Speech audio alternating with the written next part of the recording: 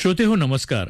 आजच्या कोरोना वृत्तविशेष या कार्यक्रमात आपलं मनपूर्वक स्वागत. आजच्या कोरोना वृत्तविशेषमध्ये आपण ऐकणार आहोत कोरोनाचा संसर्ग रोखण्यासाठी शासन पातळीवर सुरू असलेल्या प्रयत्नांसोबत कोरोना संसर्गाची साखळी तोडण्यासाठी नागरिकांनी घ्यावयाची खबरदारी आणि त्यासाठी सुरू असलेल्या विविध उपक्रमांमध्ये द्यावयाचं योगदान या अनुषंगानं केलेली चर्चा.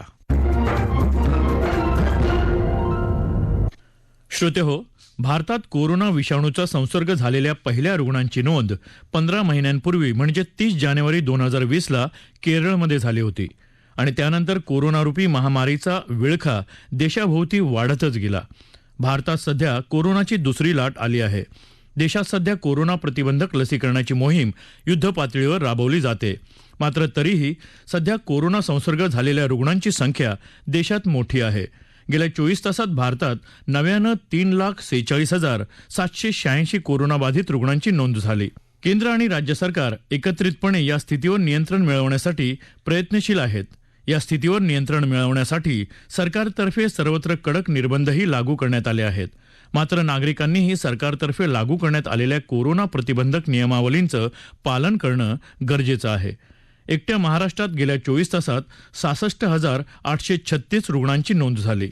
जगात इतर कोणत्या देशांमध्ये कोरोना दुसऱ्या लाटेचा उद्रेक दिसून येतो आणि भारताची तुलना करता तिथली आणि इथली परिस्थिती काय आहे याविषयी अधिक माहिती जाणून घेऊया आरोग्य तज्ञ डॉक्टर अमोल अन्नदाते यांच्याकडून.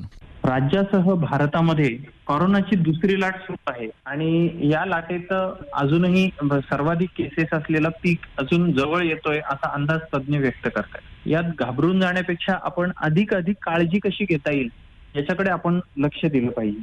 या दुसऱ्या लाटेची 2-3 कारणं अशी आहेत की सगळ्यात आधी मागच्या वर्षी पहिली लाट असताना 1 ते 2 स्ट्रेन फक्त कोरोनाच्या या संसर्ग करत होत्या. कुठलाही विषाणू त्यातल्या त्यात जो कोरोनाचा mRNA जातीचा विषाणू आहे तो सतत स्वतःमध्ये म्युटेशन्स घडवून आणत असतो. म्युटेशन्स म्हणजे त्याच्या जनुकीय रचनेमध्ये तो बदल घडवून एकतर तो प्रभावी होतो किंवा तो निष्क्रिय होत जातो.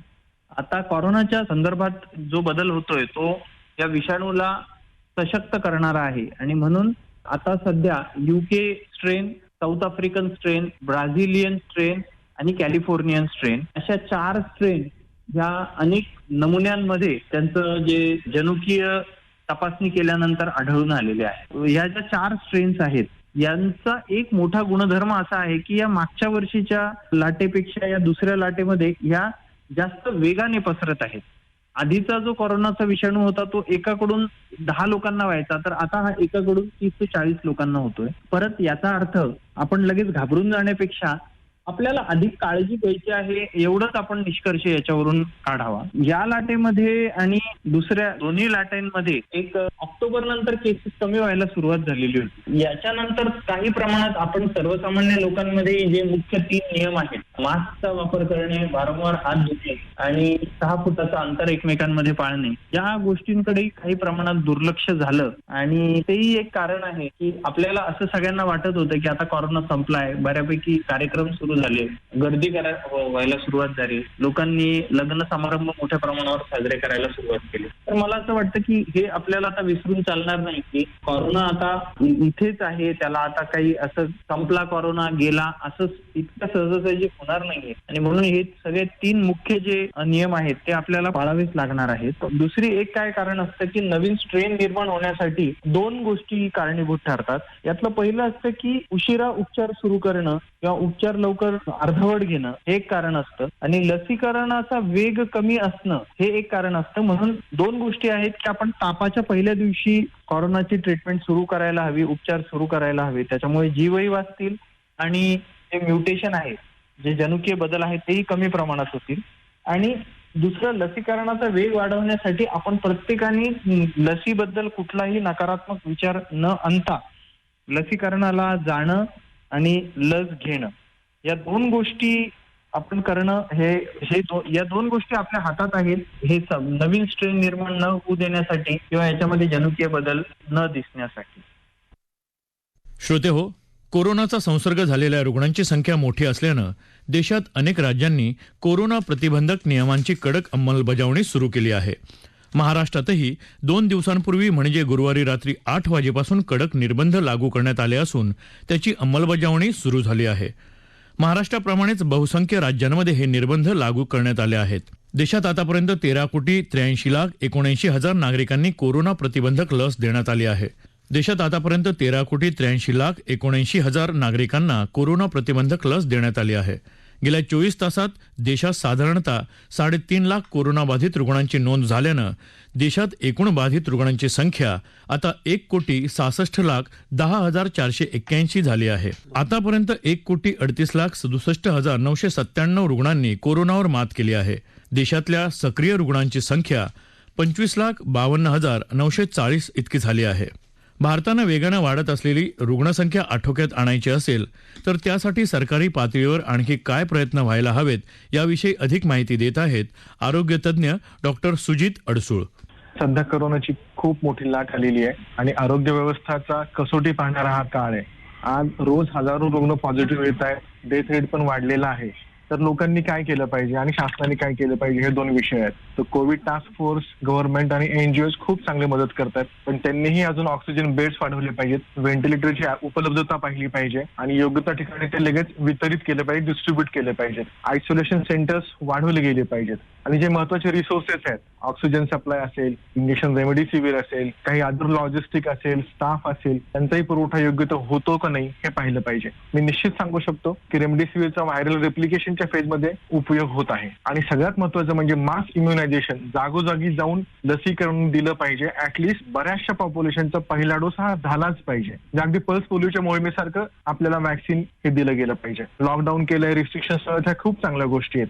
लोकांनी गर्दी टाळली पाहिजेत, सण उत्सव निवडणूक या गोष्टी टाळल्या पाहिजेत. अंगावरती काही काढू नका, तुम्ही ताबडतोब निदान करून घ्या, लक्षण दिसले ते उपचार करून घ्या आणि सगळ्यात छोटं म्हणजे एक पल्स ऑक्सिमीटर मधून आपल्याला SpO2 मॉनिटरिंग कळतं, तर ऑक्सिजनची लेवल मॉनिटर करा. कमी होत असेल तर पटकन हॉस्पिटलाइज होऊन जा. ह्या गोष्टी खूप महत्वाच्या आहेत. माइल्ड केसेस असतील, साधारणतः लक्षणं असतील तर तुम्ही कोविड केअर सेंटरला ऍडमिट व्हा, आयसोलेशन मध्ये व्हा किंवा होम आयसोलेट व्हा, पण लोकांच्या गर्दीमध्ये मिक्स होऊ नका, इन्फेक्शन वाटत फिरू नका, हे आव्हान मी लोकांना करतो. आणि अजून एक महत्वाचा मुद्दा मी आवर्जून हॉस्पिटल्सलाही सांगतो की बेड ऑक्युपन्सीच्या बाबतीमध्ये थोडंसं काळजी घ्या. माइल्ड सिम्पटम्स असतील तर लोकांना जास्त ऍडमिट करून ठेवू नका किंवा इन्शुरन्सचे पेशंट्स असतील त्यांनाही जास्त बेड अडकवून ठेवू नका, कारण जास्त बेडची गरज माइल्ड पेक्षा मॉडरेट आणि क्रिटिकल पेशंट्सला आहे. ह्या गोष्टींवरती विचार व्हावा. सगळ्यांनी एकत्र काम केलं तर ही लाटही आपण परतवून लावू शकतो आणि आपली आरोग्य सेवा चांगल्या प्रकारे याचा आव्हानाचा सामना करेल. श्रोते हो, कोरोना संसर्गाची साखळी तोडण्यासाठी प्रयत्न होऊन देखील महाराष्ट्रासह देशभरात कोरोना बाधितांची संख्या वाढण्यामागील नेमकी कारणं कोणती आहेत? देशभरात लागू करण्यात आलेल्या प्रतिबंधक नियम पाळण्यातली शिथिलता, कोरोनाच्या नव्या प्रजातीचं आव्हान, भारतात बाहेरून आलेले आणि देशातच निर्माण झालेल्या कोरोनाच्या नवीन प्रजातीचं आव्हान याबाबत अधिक माहिती देत आहेत आरोग्य तज्ज्ञ डॉक्टर अमोल अन्नदाते. दुसऱ्या लाटेमध्ये भारतामध्ये आणि इतर देशांमध्ये काही मूलभूत फरक आहेत. इतर देशांमध्ये, युरोपमध्ये, इंग्लंड, अमेरिकेतही दुसरी तिसरी लाटही आली, पण या 2 मृत्यूदर आपल्याकडे आधीपासून कमीच होता. यावेळेला मृत्यू दर कमी आहे असं आपल्याला म्हणता येणार नाही, पण रुग्ण संख्याच इतकी वाढली आणि त्याच्यामुळे मृत्यू जास्त होत आहे. दुसरं एक आहे की आपल्याकडे अजूनही लवकर उपचार घेण्याची जी वृत्ती असते ती आपल्या रुग्णांमध्ये कमी प्रमाणात दिसते इतर देशांच्या तुलनेमध्ये, आणि म्हणून हा एक महत्वाचा फरक आहे इतर देशांमध्ये आणि भारतामध्ये. दुसऱ्या लाटेमध्ये आणि पहिल्या लाटेमध्ये काही मूलभूत फरक आपल्याला दिसून येत आहेत. हे फरक असे की पहिल्या लाटेमध्ये तरुणांना संसर्ग कमी प्रमाणात होत होता. आता या दुसऱ्या लाटेमध्ये तरुणांचा जो 30 ते 40च्या पुढे जे तरुण वर्ग आहे त्यांच्यामध्ये संसर्गाचं प्रमाण वाढलेलं आहे. लहान मुलांचंही असंच आहे. मागच्या लाटेमध्ये लहान मुलं घरातून बाहेर पडत नव्हते. आता लॉकडाऊन नव्हतं, मुलं जे क्लास असू द्या किंवा खेळण्याच्या निमित्ताने मुलं बाहेर पडत होते आणि म्हणून लहान मुलांमध्ये या वेळेला केसेस जास्त आढळून येत आहेत. तिसरा एक जो फरक आहे तो लक्षणांमध्ये आहे. ताप, सर्दी, खोकला, श्वासाला त्रास होणे किंवा दम लागणे हे प्रमुख लक्षणं होते मागच्या लाटेत. या वेळेला मात्र त्याच्यामध्ये 3 ते 4 नवीन लक्षणांची भर पडली. ती लक्षणं म्हणजे सर्दी होणं हे पहिलं लक्षण. मागच्या वेळेला हे दिसून येत नव्हतं. 101च्या पर्यंत ताप राहत होता पहिल्या लाटेमध्ये. दुसऱ्या लाटेमध्ये मात्र तो 104 पर्यंत चाललाय. पहिल्या लाटेमध्ये हा त्रास 3-4 दिवस होत होता, आता तो 7 दिवस, 8 दिवस, काहींना 10 दिवसही होतोय. एक तिसरं वेगळं लक्षण जे दिसून येत आहे तो म्हणजे उलट्या आणि जुलाब ही लक्षणं घेऊन खूप 30 ते 40% रुग्ण ही 2 लक्षणं घेऊन येत आहेत. त्याच्यामुळे शरीरातलं पाणी कमी होणं किंवा डिहायड्रेशन होणं हे दिसून येत आहे. आणि डोळे लाल होणं, कंजंक्टिव्हायटिस ज्याला आम्ही म्हणतो, हे पहिल्या लाटेत फारसं दिसत नव्हतं, यावेळेला मात्र हे दिसतं आहे. लहान मुलांमध्ये सर्दी, खोकला, अंगावर चट्टे हे लक्षण या लाटेमध्ये दिसून येत आहे. या लाटेचं अजून एक की काही कॉम्प्लिकेशन्सही या वेळेला वेगळ्या प्रकारचे दिसून येत आहेत. हृदयावर होणारे परिणाम असू द्या किंवा रक्तातल्या गुठळ्या असू द्या. पण एक आहे की जरी दुसऱ्या लाटेमध्ये लक्षणं वेगळी असली किंवा तरुणांना संसर्ग जास्त होत असला, लवकर पसरणारा विषाणूची स्ट्रेन असली, तरी 1 वर्षानंतर आम्हाला डॉक्टरांना बऱ्याच गोष्टी आता कोरोनाच्या उपचारामध्ये कळू लागलेल्या आहेत. फॅबिफ्लू असू द्या किंवा ॲझिथ्रोमायसिन किंवा डॉक्सिसायक्लिन, आयव्हरमेक्टिन सारखी जी औषधं आहेत, ही इंटरफेरॉन ही कालच एक नवीन उपचार पद्धतीला मान्यता मिळालेली आहे ICMR आणि भारत सरकारकडून. तर अशा असू द्या किंवा रुग्ण गंभीर झाल्यानंतर करणं, रक्तात गुठळ्या कमी करण्यासाठी हिपॅरिनचा वापर करणं, या गोष्टींचा वापर आता कसा करायचा हे डॉक्टरांना कळू लागल्यामुळे मला वाटतं लवकरात लवकर आपण डॉक्टरकडे जाणं, उपचार घेणं हे आता जास्त महत्वाचं आहे. कारण आधीसारखं आता काहीच या आजाराच्या उपचाराबद्दल माहित नाही असं आता होताना दिसत नाही. श्रोते हो, गेल्या वर्षभरापासून जगभर थैमान घातलेल्या कोरोनामुळे सगळ्याच देशांच्या अर्थव्यवस्थेचं कंबरडं मोडलं आहे. यात विकसित देशांनाही फटका बसला आहे. मात्र यात भारतासारख्या विकसनशील देशांना बसलेला फटका खूप मोठा आहे. कोरोना संसर्गाच्या पहिल्या लाटेच्या तुलनेत कोरोनाची दुसरी आणि तिसरी लाट जगभरातल्या अनेक देशांसाठी घातक ठरल्याचं रोजच्या आकडेवारीवरून दिसून येतंय. यात विकसित राष्ट्र असलेल्या अमेरिकेसह सर्वोत्तम आरोग्य सुविधा उपलब्ध असलेल्या इटलीसारख्या राष्ट्रांचाही समावेश आहे. कोरोनाच्या दुसऱ्या लाटेचा फटका विकसनशील राष्ट्रांसह गरीब राष्ट्रांना सर्वाधिक बसला आहे.